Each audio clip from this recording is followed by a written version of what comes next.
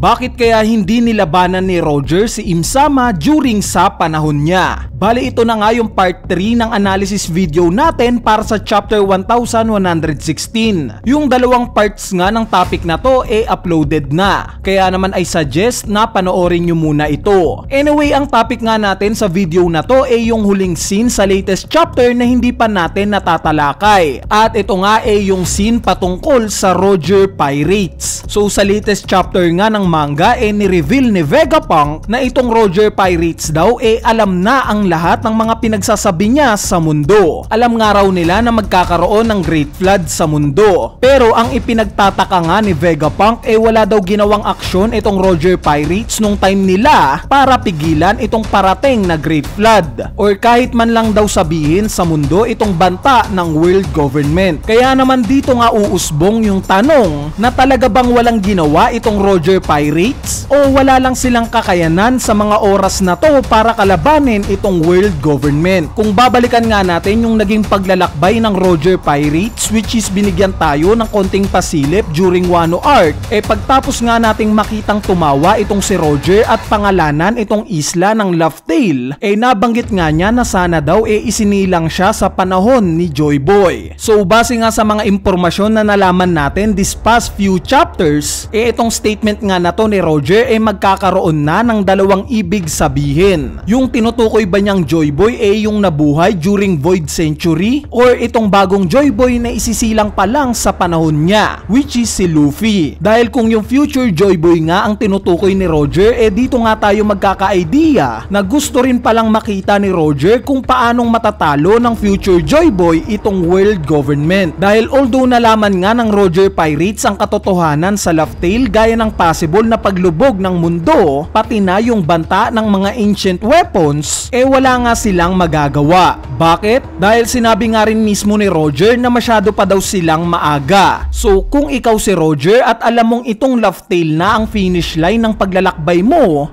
ano na ang gagawin mo? Syempre dahil nga sa may knowledge ka na ng possible na mangyayari sa hinaharap, isi-set up mo ang lahat para sa future Joy Boy. Nang sa ganon, alam niya na ang mga gagawin niya. Isi-set up mo yung guide para ito na yung gawin niyang daanan. At yes, ito nga yung ginawa ni Roger. Ibinigay nga niya itong straw hat niya kay Shanks hindi dahil sa siya ang napupusuan niyang sumunod sa yapak niya. Bagkos ibinigay nga niya ito ng may kalakip na misyon. Misyon na hanapin yung Devil Fruit na Hito-Hito no Mi Model Nika. So ano ba ang magpapatunay na ito nga yung ibinigay na misyon sa kanya ni Roger? Kung babalikan nga natin yung naging execution ni Goldie Roger, nakita nga nating nag-usap dito sila Buggy at Shanks. Iniisip nga ni Buggy sa mga oras na to na umalyansa kay Shanks. Pero nung malaman nga ni Buggy na walang intensyon itong si Shanks na sundan ang yapak ni Roger or ayaw niyang maging hari ng mga pirata, sumama nga ang loob niya. Bali dito pa lang magkaka-idea na tayo na talagang may misyon na iniwan para sa kanya si Roger. Dahil nung oras nga na to kakamatay pa lang ng captain niyang si Roger. At as apprentice panigurado na sa mga oras na to umaapaw yung inspirasyon mo na sundan itong kapitan mo or simply gusto mong maging siya. Pero imbis nga na maging motivated na sundan ang yapak ni Roger,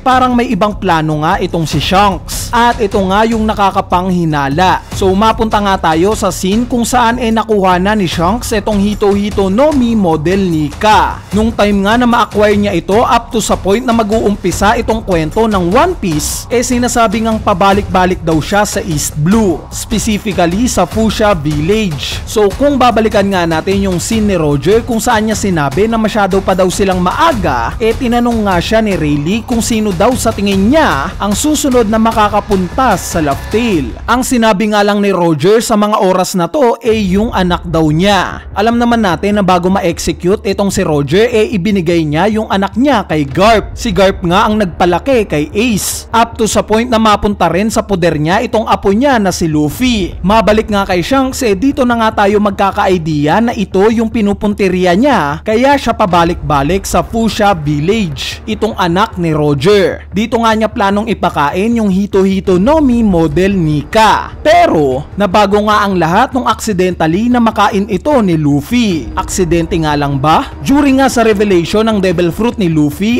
as per Gorosei nga, itong Devil Fruit daw na to 800 years na silang iniiwasan. Iniiwasan nga daw sila neto na para bang may sariling isip itong Devil Fruit na to kung saan niya gustong pumunta. Bali sa tingin ko nga alam ni Shanks yung patungkol dito. Alam niya na itong Devil Fruit na inutos sa kanyang kuhain ng captain niyang si Roger hahanap mismo ng karapat-dapat na makaka-acquire sa kanya. Wala ngang idea si Shanks sa kung sino ang kakain dito. Pero ang best bet nga niya sa Fuchsia Village. Since alam nga niya na somewhere dito pinalaki ni Garp yung anak ng dati niyang captain. At nung time nga na makonfirm niya na hindi anak ni Roger at in fact na si Luffy pala ang itinadhanang kumain sa espesyal na Devil Fruit na to, dito na nga niya nilagyan ng gasolina si Luffy na maging pirata. Ibinigay nga niya yung straw hat dito na para bang sinasabi niya na itong si Luffy ang magtutuloy sa naudlot na misyon ng captain niyang si Roger. Si Luffy ang magtutuloy sa hindi natapos na misyon ng buong Roger Pirates. Actually sinet-up na nga rin ito ni Roger mula umpisa pa lang. Dahil bago pa nga siya ma-execute binigyan niya ng motivation ang lahat ng tao na maglayag at maging pirata. Siya nga ang nagpaumpisa ng Great Age of Piracy. At itong pagsisetup nga na to ni Roger mula kay Shanks papunta sa future Joy Boy na si Luffy, nakita naman nating gumana. Dahil sino ba ang idolo ni Luffy ngayon? Diba sila Roger at Shanks? Mas kilala pa nga niya itong dalawa na to kesa sa totoo niyang tatay. Anyway, hindi pa nga nagtatapos dito yung ginawang pag-guide ni Roger sa future Joy Boy natin. Dahil panigurado itong plano niya na to ibinahagi rin niya sa iba pa nilang miyembro, specifically sa right hand man niya na si Silvers Rayleigh. Sigurado ngang nabanggit ni Roger na isang araw dadating ang makabagong Joy Boy. At yes, hindi nga nagkamali itong si Roger dahil na-sense nga ni Rayleigh itong pagdating ni Luffy.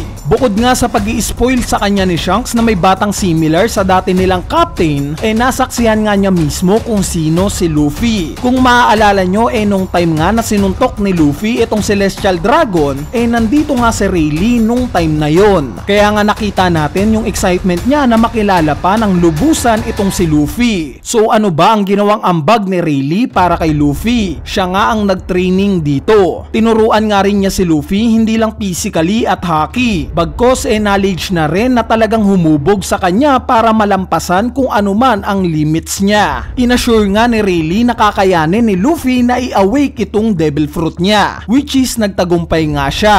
In short, itong plano ni Roger na i-guide ang susunod na Joy Boy nangyari. Sila nga ang rason kung bakit nasa ganitong sitwasyon ngayon itong si Luffy. Sila nga ang rason kung bakit nagbalik sa mundo itong si Joy Boy. Kaya naman kung babalikan nga natin yung tanong sa pag-uumpisa ng video na to as per Vegapunk, kung wala ba talagang ginawa itong Roger Pirates kahit alam na nila itong masamang mararanasan ng mga tao sa mundo, ang sagot nga dito meron. Meron silang ginawa. Sila nga ang nagpanday ng dadaanan ni Luffy. Sila ang humubog sa taong tatalo kay Im Sama. At sila ang nagbalik kay Joy Boy sa mundo.